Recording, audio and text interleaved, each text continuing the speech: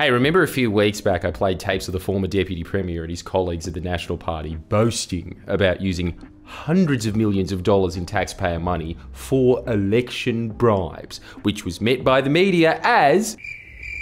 Well, that's not entirely true. Media Watch did a segment on the Barilaro tapes and the lack of press coverage they got. A lot of people came up to me to tell me how fair and balanced they thought the segment was. And I gotta say, I think that was what Media Watch thinks they were doing. So thanks for having a go, guys. But let me just see how much longer we've got left on this video. And yeah, no, there's still a bit to go. Now, I'm being sincere here. I completely get that if I didn't waste the best decade of my life standing in front of this exact white room wall, watching boomer news shows like this and being like, hey, you didn't ask Bill Shorten there. I too would take Media Watch on face value. A lot of very intelligent people do take it on face value.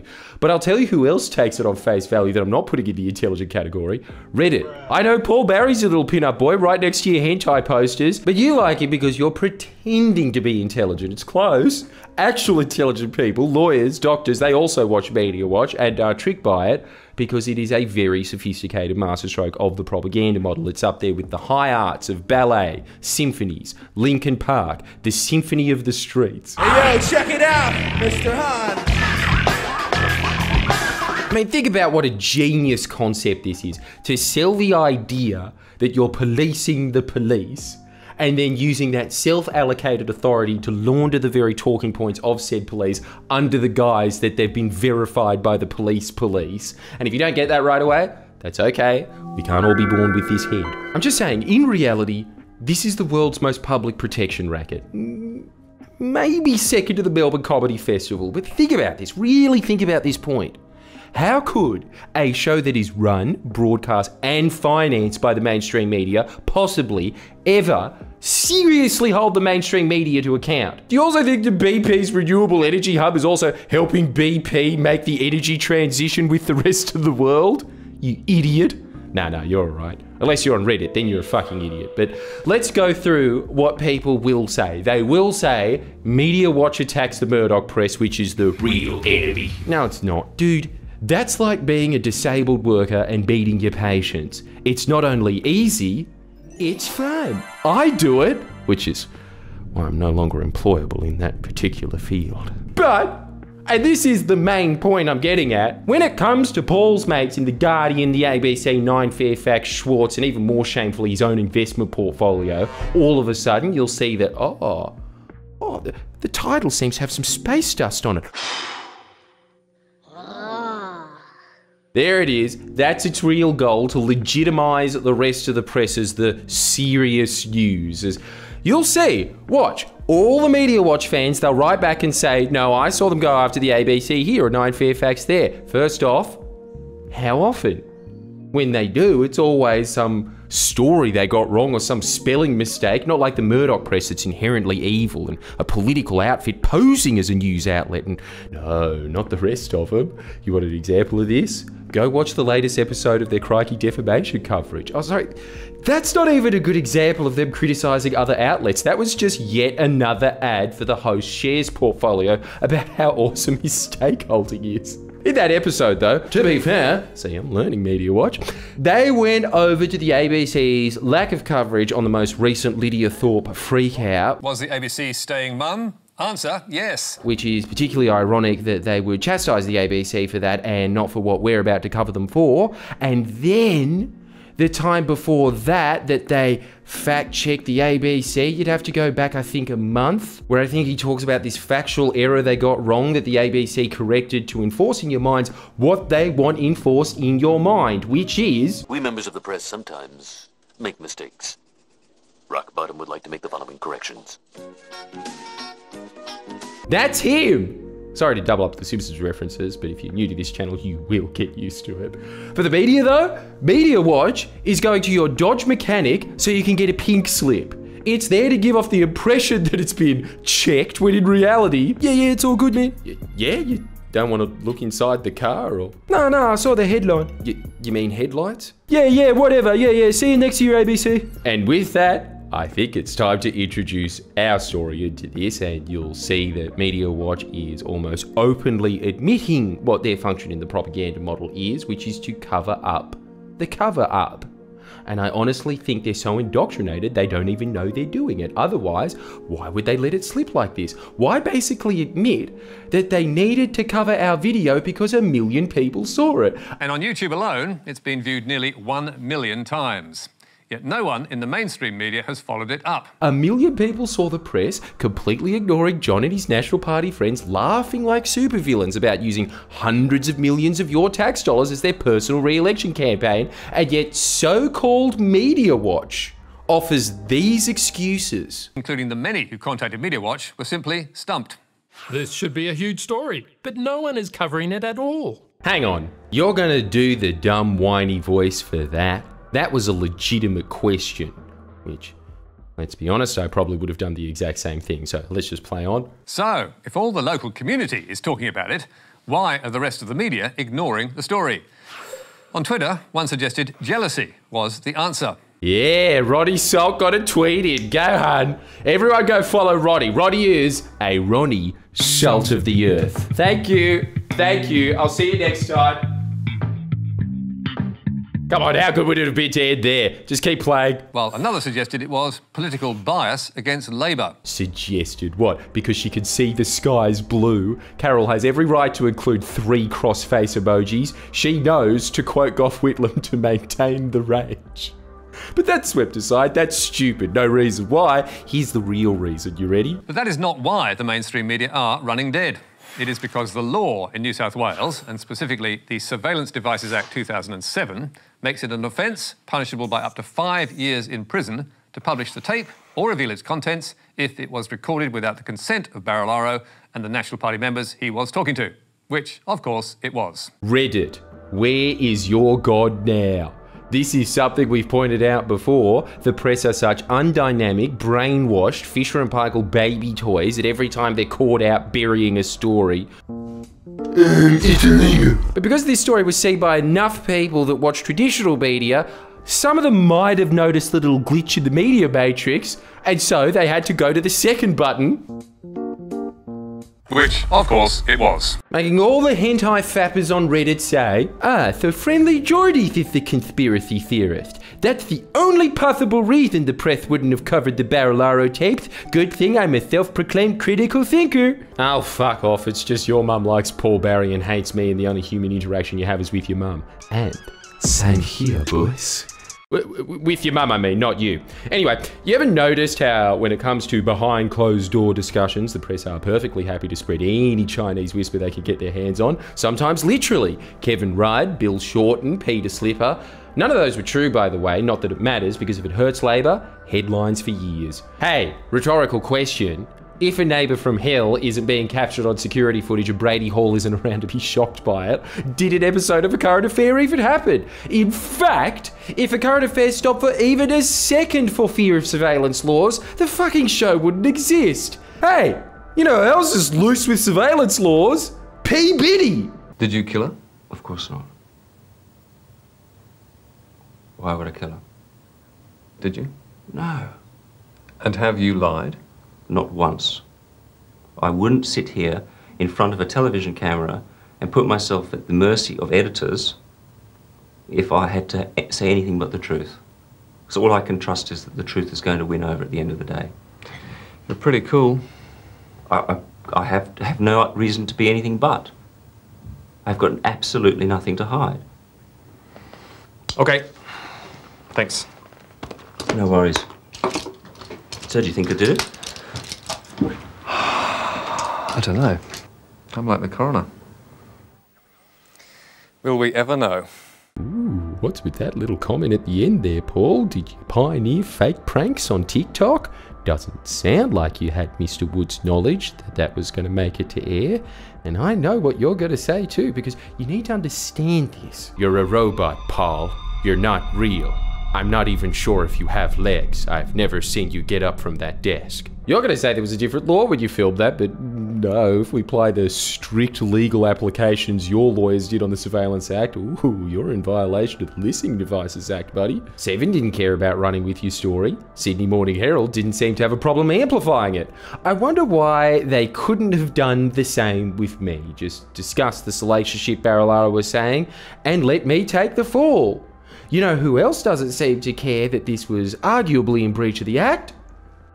Court. Go to any courtroom. I do. More than I'd like to. But I also go for a laugh. Because old people have it right.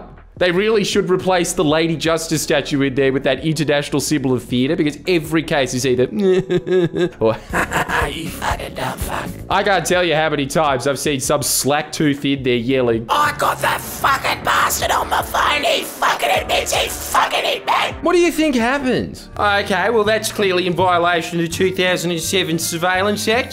Can you guys switch seats? You're the defendant now. Never. That never happens. That law is as toothless as a UN mandate and the press know it. Look at this. I'm a Turkish delight, honey. Rare.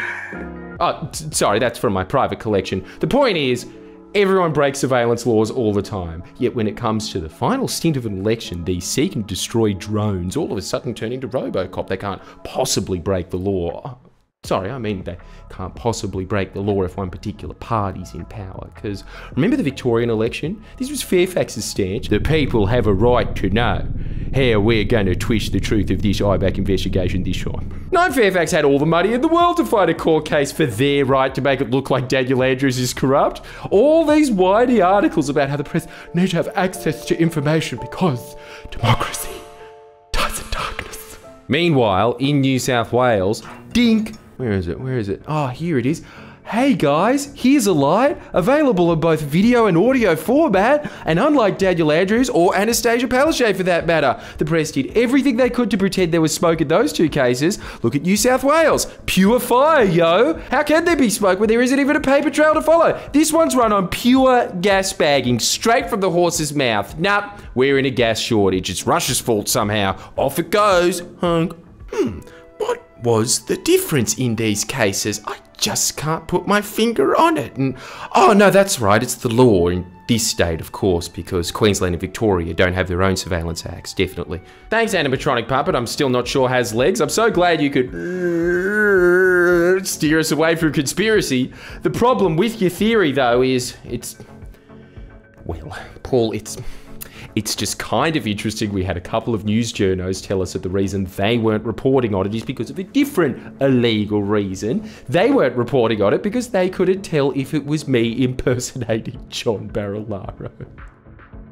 And then asked, how rad is this? So, if you could just tell us your source so I could have a chat with them. How stupid do you think I am? I mean, I'm pretty stupid. I still watch Arthur to learn things, but I say, hey. What a wonderful kind of day. Thank you. Coming from the same press that used to bang on about how bad my impression of John Barilaro was, it really does mean a lot to me that all of a sudden, when it comes to him admitting to using hundreds of millions of dollars of the public's money as electoral bribes, all of a sudden, oh, is it Bruz? Or I can't believe it's not Bruz. I'm the Daniel Day-Lewis of Fat Wogs, News Corp's entire investigation department. Is that Friendly Jordies, one of the greatest political figures in history? And she ain't talking about Lincoln. So, to recap, you have the cuck side of the press claiming they're not reporting on it because it's illegal to air recordings without people's consent, even though they do it all the time, while you have the purveyors of common sense concerned that they can't verify that it's him because the recordings didn't come with fingerprints and a fucking retina scan. I must say, for people whose entire job it is to tell stories straight, you really can't get your story straight, can you? What a perfect CAT scan of a journalist's brain. That schema right there. As soon as they hear anything against the coalition, something inside them goes, ah! They don't know what it is. They don't know why. But they feel the need to blurt out, it's illegal. Why it's illegal is an afterthought. They'll figure out that minor detail later because they'll know they'll find something as newsflash news. Everything's illegal. You sitting on your chair watching this right now. You didn't check that there was an Aboriginal artifact on the chair that you were sitting on before you sat on it, so how ironic shit, I get to point the bone at you, mate. Do you have any idea how many laws there are? I'll give you a clue, ABC, and this is something you'll understand. They're infinite and then some. Everything you say in this country is defamatory. Everything you think is a sex crime. I mean, there might be a couple of Gregorian monks watching this, but come on, there's a couple of musos out there to even it out. Reddit users, your existence is a crime against nature. The point is, you're the ones always insecurely banging on about what a vital component of democracy you are, and then publish it. Who cares what the maximum penalty is, even if it's death? You're like a soldier saying, oh, nah, I think I'll sit this one out. That enemy's got guns. Australian media. How dare they when they wouldn't sacrifice the mildest of discomforts for this country, as let's be honest, they wouldn't be going to jail. Theoretically, and keep this in mind, this is theoretically in the same way fucking wormhole travel is theoretical. They would get a fine, at most, a fine. So forget dying for their country, they wouldn't even pay a fucking parking ticket for it. They don't even want you to know how much of a fine it would be, because look at what they flash up on screen. Let's just close up on that. Yeah, just go a bit closer and, oh, it's a magic eye of the movie that taught us all to be ourselves. Raise your voice. That's nice, but let's just zoom out a bit. You know what a penalty point is? 110 bucks. The maximum penalty is 500 points.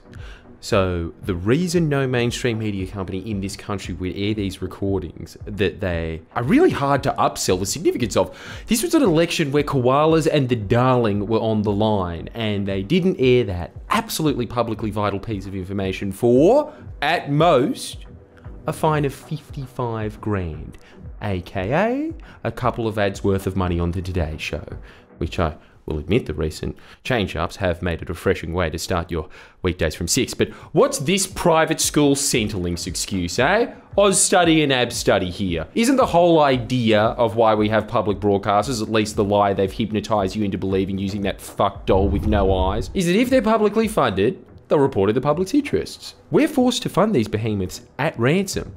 I don't want to pay them. I don't want to pay any taxes. No, I do, but I just want to pay for doctors. Not Doctor Who. These leeches get well over $1 billion of our money a year, and the absolute best picture their little MIB agent here can paint is that they didn't want to risk forking up 50 grand of not even their money. You're starting to see how frustrating this is when people come up to me like, why are you so harsh on the ABC? And in particular, this camouflaged predator. Because I've proven on numerous occasions I'm more than willing to go to jail for the truth. In fact, if I did go to jail, I'd think, thank fuck, I can finally rest. As on top of that, my producer Christo copped having a secret police force beat him and his family. I put my house on the line. Twice. One time it came up red. I've had to go into hiding for a month and a half. We've literally put our lives and everything we own on the line, and would do it again because, sorry, you're not that important. When you're comparing your crap little life and its comforts of, oh no, not jail, I wanted to play laser tag with the boys tonight. When you're comparing that to the permanent destruction of a continent's water security, or one of the last ecosystems on Earth that has remained unchanged since the age of dinosaurs being unnecessarily ripped out by this fat cunt, making them go from fireproof to bushfire hazard, and then laughing about diverting our tax money away from rebuilding those areas for his re-election campaign so he can fuck it over even more. Your house burning down seems rather trivial compared to that level of arson. To us, anyway. To these smug bounders in the press, you know what's more important than a completely preventable special extinction? Getting a free Shiraz every now and then at a party hosted by coalition bigwigs. I mean, Jesus Christ. I've had Shiraz. Double lemons for days, boys. What makes journalists feel so entitled that they feel they don't need to do their jobs, which makes the actual jobs of contributing members of society like nurses, ambos, firefighters and cops fatally dangerous due to the government they're protecting? Cutting public services to pay for the very pork barreling Paul Barry's not only minimising in this very segment, but worse, absolving his mates for not airing it because they didn't want to potentially pay a fine that wouldn't even come out of their own pockets. And yet, after repeatedly being extremely dismissive of me, repeatedly trying to paint me as some huckster doing it for the bucks, because yeah, Paul, going bankrupt in this country, that's a good financial move. Watch the video we just put out on Crikey about this, and you'll see very quickly Paul Barry's investment isn't getting sued as a marketing con job. No, they were just standing up for free speech, even though it was proven in discovery they actually were doing it for marketing. The very thing that outlet lied about me doing, but Paul still pretends to this day they weren't. And yet this removed, institutionalized lowlife is baffled by my disrespect for his seamy, sociopathic profession, by wondering in genuine bemusement. And some journalists don't like his abusive style. Paul, your journalist cabal orchestrates fish kills for a living. I'll be as abusive as I like. Especially when, let me stress this, the absolute best light Paul Barry can paint is the reason his hyena friends aren't reporting on this explosive admission is because they're greedy and selfish. That's the best light he can paint them in. And yet because everyone's been conditioned since birth by these very people to feel sorry for these people, there honestly isn't a more self-serving profession on earth than journalism. Oh, why are you so harsh on them, Jordies? Jordies is getting upset! Classic reference. Seinfeld reference, in case you didn't know. Paul can't even offer a single... he can't offer a single retort on the notion that the media is biased against Labor. And it's because he can't.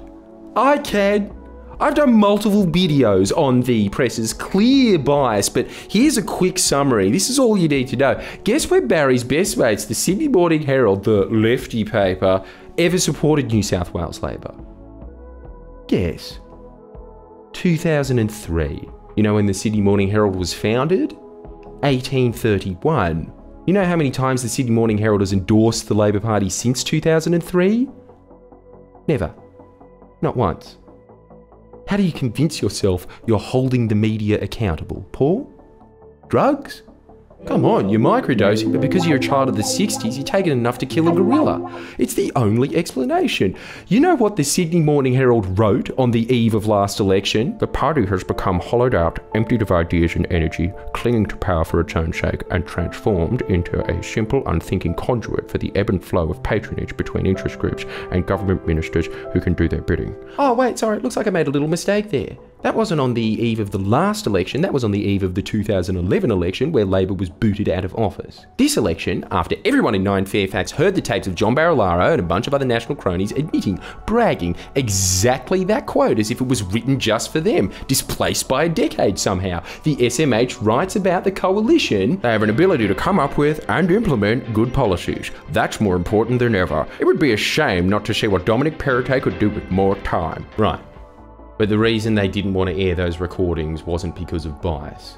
Okay.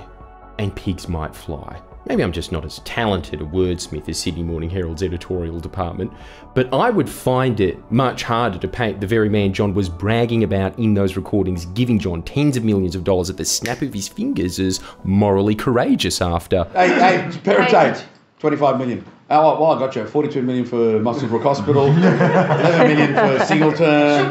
There's some little bloody rara Vesha, Cayuga or whatever, and then 650,000. You ever notice how the entire Labor Party, after 16 years of government, is tired, corrupt, out of ideas, rotten from top down? What, because of a couple of backbenchers? That's the top of Parliament. Well, this party that had 3, and maybe if the tapes got aired, 4 Liberal premiers sunk in a row on corruption suspicions, while Labor had 2 premiers who were not sunk because of corruption, fighting the bad eggs in their very party before there was even a suggestion of an ICAC investigation. Those Labor premiers were doing ICAC's job for them at huge cost to their own prospects in life, but that party's rotten from the top down. While this one, if we just ignore Dom's actions, maybe we can just write on it, no, it's not expired, it's on quick sale, yeah, get it while it's hot. The ABC had no problem at all playing mafia music to the Obede Boys dancing. Rich stuff from a premier who'd stepped over the corpse of the elected leader. Rightly so. Tune. In fact, now that I'm saying that again, can someone design that shirt for us? I'm sick of people calling me a Labor shill. I mean, I know I sell a shirt that says that, so that probably doesn't help, but I wanted to be known that I support a very specific faction of the Labor Party. Friendlyjordies, Obede Boys for life. But look at that shit. That is no different to the flames around Quimby's head, except instead of it being on Fox, it's on the fucking ABC, which painting them as a mafia don. I thought that was racist, ABC. No? Even surface level aesthetic critiques that would remain very easily consistent, hey, forget about it. That's out the window when it comes to reporting on New South Wales Labor. The entire press didn't have to wait for all the facts to come out like they did with Gladys. This is well before Obeid was in ICAC. Look at any report from the time Labor was ousted in 2011. They are a corrupt cabal run by a Lebanese mafia. While me saying, no, actually the coalition is a corrupt cabal run by an Italian Don. Not founded, racist, and any evidence at all. No, we're not going to be airing that. Better yet, every time we mention friendlyjordies, we'll make it look like he's a liar despite the truth never being tested in court. Yet according to Media Watch, the press are biased. Watch it so well. Journalists are victims. Yeah, that's what you want out of Media Watch. Just like John's a victim. And yet people think he's fair and balanced because, unlike the rest of the press, Paul's compromise is, no, don't burn his house down. That's a smidge too far. Just take it off him in a bullshit lawsuit. The ABC's all about reducing your carbon footprint, you know. Now, at this point, you wait. There's going to be a bunch of people in the comments that say Media Watch used to be good. No, it didn't. It's like saying this Pokemon knockoff was once good. It couldn't be good by design. But I'll give you this, boomers. Aesthetically, you lived through the golden ages. Oh, Stuart Littlemore had style. I mean, he did. Look at this baller opening.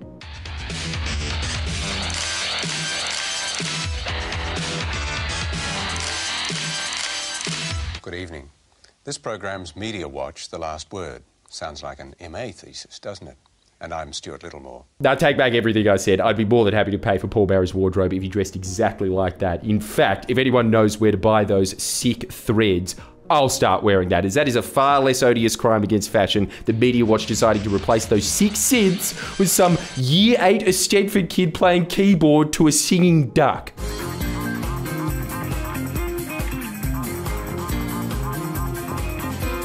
How is it more garish and jarring than something that was produced in the 80s?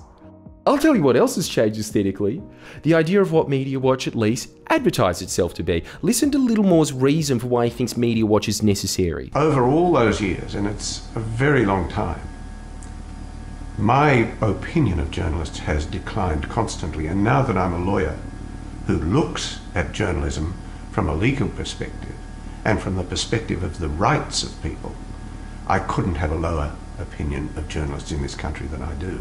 I think there's been an appalling decline, and I think it's all because of lack of accountability. The only accountability is the law of libel and perhaps Media Watch. Let's compare that to Paul Barry's reason. I think the role of Media Watch is to keep journalists honest. And I know that when I was on Witness, for example, and I did get pinged by Media Watch, it always made you think twice about what you were doing. And I think that's what it should make journalists do. It should have someone in the background, you know, someone looking over your shoulder in case you think you're doing anything naughty. You know, Media Watch might find you out. I think that's how it should operate. See that?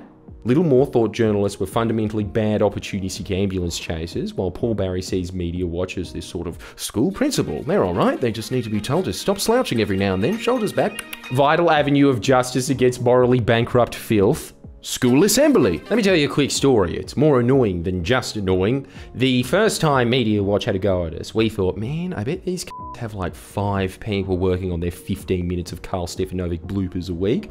Some weeks, I should say, they have more holidays than an actual school principal. The first holiday we had in 10 years was the exciting getaway of witness protection. Hey, my place of refuge is a mystery destination. Gotta give him that. Every week for 10 years, more than double the content on what we thought was half the manpower of Media Watch, but then we discovered, oh no, they were the ones with double the manpower. 8. We counted 8 full-time staff. Holy fuck, that's 2 minutes worth of content they're responsible for each. What are they all on? 100, 200 grand a year? And yet they're always bitching about being underfunded and understaffed at the ABC. What, do you want to cut it down to 1 minute each? What? Understaffed? Could you imagine what we could do with that level of staff? In fact, scratch that. Could you imagine what we could do if we could even afford one guy to do what you think Media Watch does? As I'll tell you right now, it'd be a hell of a lot better than what you currently have, which is 8 full-time staff. Who knows how many temps sitting around thinking of how to protect the press? Currently about 0.5% of you are patrons, and thank you very much for it. You're legends. We honestly couldn't do it without you, but see you guys, not to brag. Oh, what the hell, I can't help myself. I mean, come on. I think you can see from this video, it certainly didn't happen because of the press. I think that the major reason was you guys going out, taking information from these videos, but going out and having the tough conversations with your friends and family. That's what turned the state. Could you imagine the narratives we could track, the ecosystems we could restore, the governments we could keep in place that are actually spending your money well, when we've accomplished what we have with, from what we can tell, half of what did Carl Stefanovic mispronounce this week? Anyway, I hope the major point of this video has sunk into you. EDOB did nothing wrong. EDOB boys for life. See you next time.